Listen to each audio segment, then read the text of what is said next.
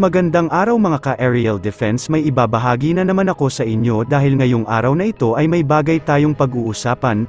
Amerika pinadala ang pinakamalakas na barko nila sa Pilipinas at handang protektahan ang Pilipinas, pero bago tayo magpatuloy wag mo muna kalimutan mag-like, share, and subscribe.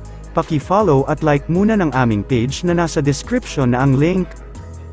Nagpahayag ng buong suporta si US President Joe Biden at Australian Prime Minister Anthony Albanese sa 2016 arbitral ruling na pumabor sa Pilipinas, kasunod ng ipinapakitang agresibong aksyon ng Chinese vessel na nagresulta sa banggaan nito sa barko ng Pilipinas.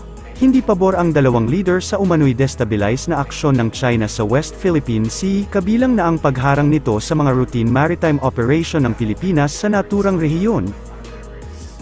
Look, Australia and the United States also share, in my view, a commitment to upholding international rules of the road, including freedom of navigation. Just this past week, the PRC vessels acted dangerously and unlawfully as our Philippine friends conducted a routine resupply mission within their own exclusive economic zone in the South China Sea. I want to be clear. I want to be very clear. The United States defense commitment to the Philippines is ironclad. The United States defense agreement with the Philippines is ironclad.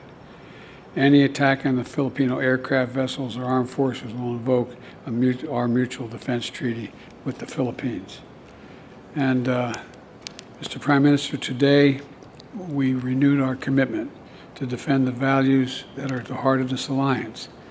And we continue to stand as one to forge a better future for both of us and all the region. Is having their own internal and external difficulties right now.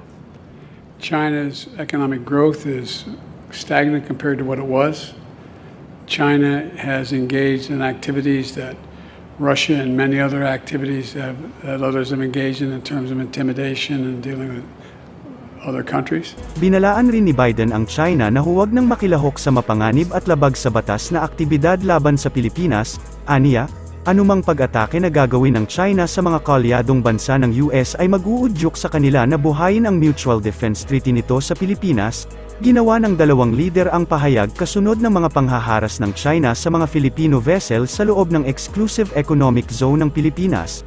Ilan rin sa mga Chinese ships ang humaharang sa isinasagawang resupply mission ng Philippine government para sa mga sundalo nitong nakabase sa Sierra Madre.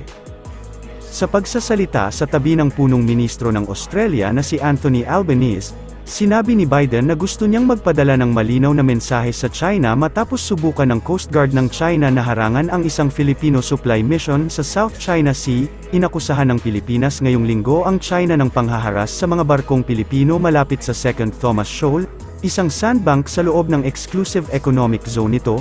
Sinubukan ng mga barkong Chino na pigilan ang Pilipinas sa pagsuplay sa mga sundalong nakatalaga sa Sierra Madre, isang dekadang gulang na barko na nakasadsad sa shoal. Sinabi ng China na ang shoal ay bahagi ng teritoryo nito, na hindi naman kinikilala sa buong mundo.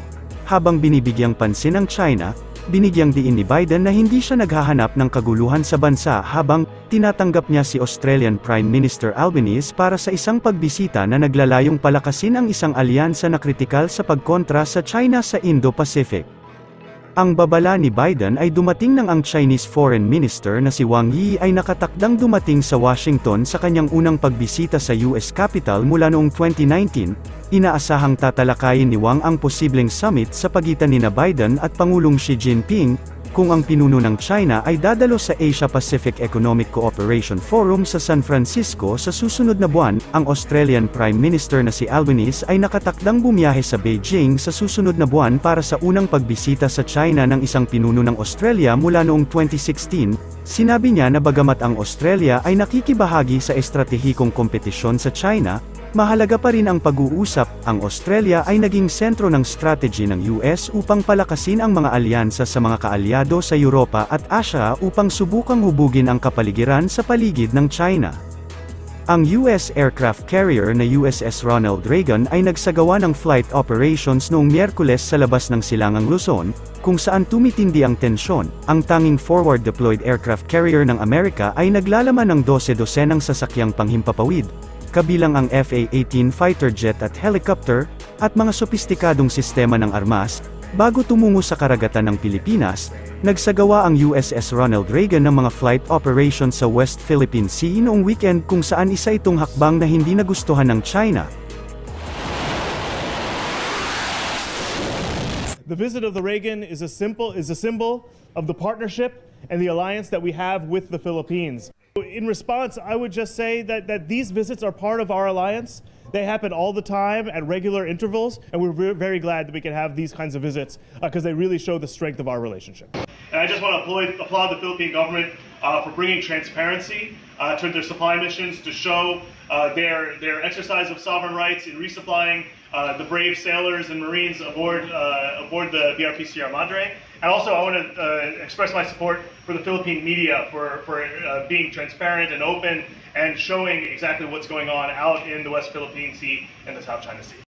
Isang grupo ng mga mambabatas ng US ang pabor sa pagsasagawa ng mas maraming joint patrol kasama ang Pilipinas sa West Philippine Sea, habang tinawag ng mga miyembro nito ang kamakailang panghihimasok ng Beijing sa teritoryo ng ibang estado, partikular ang Pilipinas.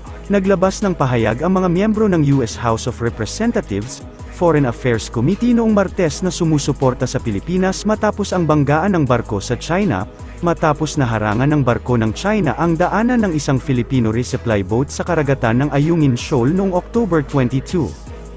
Ang mga barko ng Chinese Coast Guard at Maritime Militia ay sinadyang tumama sa mga barko ng Philippine Coast Guard noong katapusan ng linggo at patuloy na lumalabag sa internasyonal na batas, naglalagay ng panganib sa mga tripulanteng Pilipino, at humahadlang sa pagpasok ng mga sasakyang pandagat ng Pilipinas sa kanilang sariling exclusive economic zone, sabi ng US Department. Ayon sa kanila, ang naturang insidente ay bahagi ng isang mas malaking pattern ng People's Liberation Army Navy, ang Maritime Militia, at ang agresibo at provocative na pag-uugali ng Chinese Coast Guard sa South China Sea, kung saan aktibong pumapasok ito sa ibang mga estado na eksklusibong economic zone. Kinundena nila ang pagkilos at pananakot ng China at tinanggap ang mga plano ng Administrasyong Biden na palakasin ang magkasanib na patrol kasama ang Pilipinas, at iba pang mga kaalyado sa South China Sea. Gayon din ang muling pagpapatibay nito na panindigan ang pangako ng Mutual Defense Treaty. Noong Martes din, ang mga National Security Advisors ng Pilipinas at US ay nakapag-usap sa telepono upang harapin ang banggaan sa dagat, kung saan ang Pilipinas ay binigyan ng katiyakan ng US ng suporta ng militar sakaling magkaroon ng armadong pag-atake sa mga sasakyang pandagat nito. Ang tawag sa telepono ay kasunod ng pahayag ng US State Department na nagsasabing nakatindig ang Amerika sa Pilipinas laban sa China. Para sa mas madaming update tungkol sa ating defense, abangan lamang ang aking mga bagong video. Para naman sa mga gusto magpa-shoutout, mag-comment lamang po at share, paki-follow at like muna ng aming page na nasa description na ang link. Pwede ka ring manalo ng pera or load dito kapag ikaw ay naging top fan nito at napili. Huwag mo na rin kalimutan mag-like, share, and subscribe. Pindutin mo na rin ang bell para updated kayo sa aking mga video. Maraming salamat po.